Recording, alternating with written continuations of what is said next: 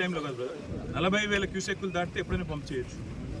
ఇప్పుడు అక్కడ 10 లక్షల క్యూసెక్కుల నీళ్లు కిందికి వృధాగా పోతున్నాయి, వందలాది టీఎంసీల నీళ్ళు కిందికి పోతున్నాయని చెప్పి ఇంజనీర్లే చెప్తా ఉన్నారు.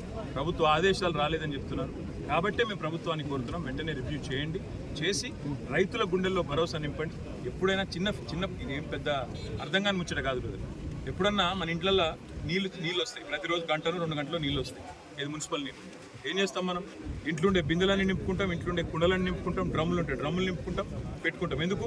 వచ్చేది 1-2 గంటలో కాబట్టి దెబ్బ నింపుకొని పెట్టుకుంటాం. మేం చెప్పేది కూడా కాదు.